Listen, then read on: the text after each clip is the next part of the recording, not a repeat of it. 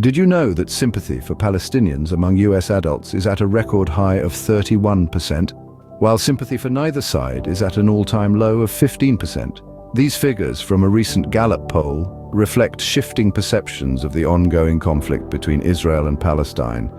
These aren't just numbers on a page. They're a snapshot of public sentiment, a barometer of changing tides. They show us that, more than ever, Americans are forming distinct opinions about this complex issue.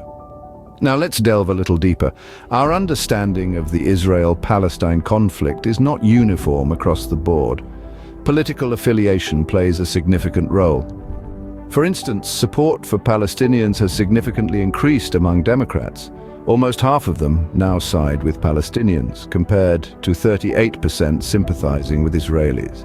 On the other side of the aisle, Republican support for Israel holds strong, while political independents are showing increased sympathy for Palestinians, reaching a new high of 32%. These statistics paint a picture of a nation divided not just on domestic issues, but on international ones too. The Israel-Palestine conflict, a topic once distant and abstract for many, has become a matter of debate, discussion, and even division. But why? Why is this shift happening? Why are these numbers changing? Well, that's a complex question. The reasons are multifaceted and deeply rooted in history, politics, religion, and human rights. As we delve into the reasons behind the Israel-Palestine conflict, keep these figures in mind. They highlight how our understanding of this complex issue continues to evolve. The conflict between Israel and Palestine is rooted in history, dating back to the early 20th century. It was a time when the world was transforming rapidly with the fall of empires and rise of nation-states. In this whirlwind of change, the Middle East, and particularly the land known as Palestine, became a focal point of contention. Let's take a step back to understand the origins of this conflict. At the dawn of the 20th century, the Ottoman Empire controlled much of the Middle East, including the land of Palestine. However, World War I saw the collapse of the Ottoman Empire, and the victorious Allied powers, including Britain, took control of these territories. This was the beginning of the British Mandate in Palestine, which lasted from 1920 to 1948. During this period, Britain made a crucial decision that would have far-reaching implications. In 1917, the British Foreign Secretary, Arthur Balfour, issued a statement known as the Balfour Declaration. This document expressed Britain's support for the establishment of a national home for the Jewish people in Palestine. This declaration sparked joy among Jewish communities worldwide, who saw it as a promise for a safe haven, particularly poignant in the wake of the widespread anti-Semitism of the time. However, it also ignited resentment among the Arab population of Palestine, who felt their rights to the land they had inhabited for centuries were being overlooked. Fast forward to the end of the Second World War, the horrors of the Holocaust had led to a massive outpouring of sympathy for Jewish survivors. Pressure mounted on Britain and the international community to provide a homeland for Jews, culminating in the creation of the State of Israel in 1948. This decision was met with jubilation by Jewish communities, but for the Palestinians it marked the Nakba, or catastrophe, as they saw it. The creation of Israel led to a mass displacement of Palestinians who either fled or were expelled from their homes.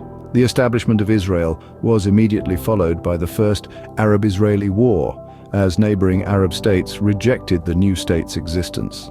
This war set the stage for the decades of conflict that would follow, with each side holding deep-seated grievances and claims to the land. This historical dispute over land and sovereignty forms the bedrock of the Israel-Palestine conflict. It's a tale of two narratives, each with their historical, cultural, and emotional ties to the same piece of land. The heart of the matter lies in the question of who has the right to govern this land.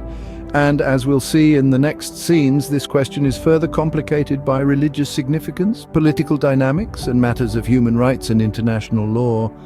Religious significance. Religion plays a significant role in the Israel-Palestine conflict, with both sides claiming Jerusalem as a holy city. In examining this conflict, we must understand that the religious significance of the land for Jews, Muslims, and Christians is immense. Let's start by exploring the Jewish perspective.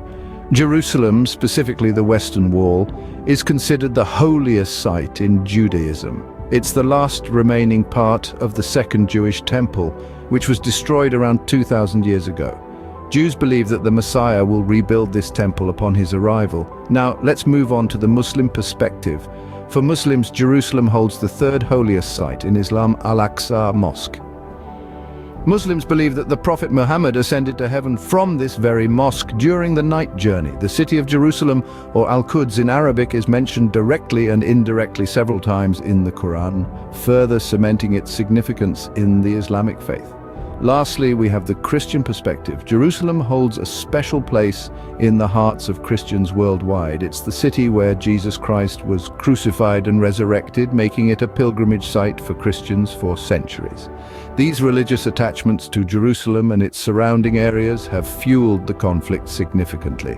The city's religious importance has made it a focal point in the dispute, with both Israelis and Palestinians claiming it as their capital. The religious significance of this land has also sparked a global religious involvement. Christian Zionism, for instance, is a movement that believes the return of Jews to the Holy Lands fulfills biblical prophecy and will bring about the return of Jesus and the end times. This belief has influenced the political landscape, particularly in the United States, where millions of evangelical Christians support Israel based on their religious beliefs. Moreover, the religious significance has led to the involvement of various religious groups and institutions worldwide who hold the belief that supporting one side or the other is a religious duty. This support often translates into financial aid, political lobbying, and in some cases even military assistance. But it's important to note that the Israel-Palestine conflict isn't solely a religious dispute. It's a multifaceted issue involving historical claims, political dynamics, human rights, and international law. The religious dimension merely adds an extra layer of complexity, intertwining with these other factors to make the conflict harder to resolve. The religious dimension of the conflict adds an extra layer of complexity, making it more than just a territorial dispute. The political dynamics within and between Israel and Palestine have greatly contributed to the conflict. One of the key elements in the Israel-Palestine dispute is the role of political parties within both regions. In Israel, there's a wide array of political parties from the left, right, and center, each with their own stance on the conflict. The right-wing parties, for instance, are generally more hardline, advocating for the expansion of Israeli settlements in the West Bank. On the other side, left-wing parties typically advocate for a two-state solution, recognizing the Palestinians' right to self-determination. Similarly, in Palestine, there are two major political factions, Fatah and Hamas. Fatah, which is more moderate and secular, controls the West Bank and is recognized internationally. Hamas, on the other hand, controls the Gaza Strip and is considered a terrorist organization by many countries, including the United States and the European Union. These internal political dynamics, with their diverging views and strategies, complicate an already intricate situation. Moreover, international politics play a crucial role in this conflict. The United Nations, for instance, has passed numerous resolutions regarding the Israel-Palestine situation, and their implementation, or lack thereof, has significant implications on the ground. The role of the United States, in particular, is pivotal. The US has been a staunch ally of Israel, providing it with substantial military aid and diplomatic support. This backing has been instrumental in shaping the course of the conflict. Another significant aspect of the international political dynamics is the influence of lobbying groups. For instance, in the United States, the Israeli lobby has had a considerable impact on the country's policy towards Israel. This is not solely due to the financial resources of the lobby, but also because its interests aligned with the strategic objectives of the US in the Middle East.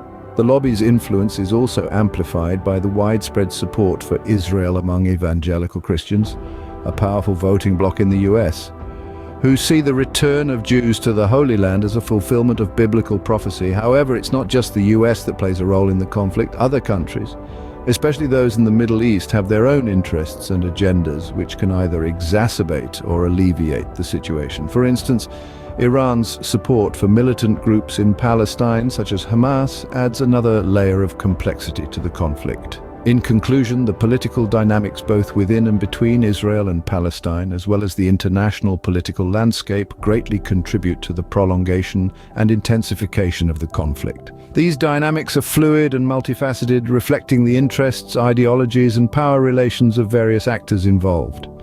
The political landscape surrounding the Israel-Palestine conflict is ever-changing, adding to the unpredictability and volatility of the situation. Accusations of human rights violations and breaches of international law have fueled the Israel-Palestine conflict. This statement opens up a whole new dimension of the ongoing strife, a dimension that often leaves an indelible impact on the lives of those directly affected by the conflict. Let's delve into some specific instances. During the Muslim holy month of Ramadan and the Jewish holiday of Passover in 2023, tensions escalated, leading to several violent incidents. Armed Israeli police raided Al-Aqsa Mosque in Jerusalem's Old City, an act that resulted in clashes with Palestinians. Social media videos showed Israeli authorities using force against worshippers, an act that many perceive as a violation of human rights and religious freedom. In the same year, Palestinian President Mahmoud Abbas accused Israel of destroying the two-state solution and urged countries to save it. He threatened to rescind recognition of Israel if it did not withdraw from the West Bank, Gaza, and East Jerusalem within a year. Abbas accused Israel of imposing apartheid on Palestinians. This allegation, if true, is a breach of international law and a severe violation of human rights. The Israel-Palestine conflict is not only about land and religion, it's also about human dignity, justice, and the rule of law. When these fundamental principles are compromised, the conflict escalates and becomes more complex. It's important to understand that every person, regardless of their nationality or religion, has the right to live in peace and freedom. Any action that infringes upon these rights fuels the conflict and distances the possibility of a sustainable resolution.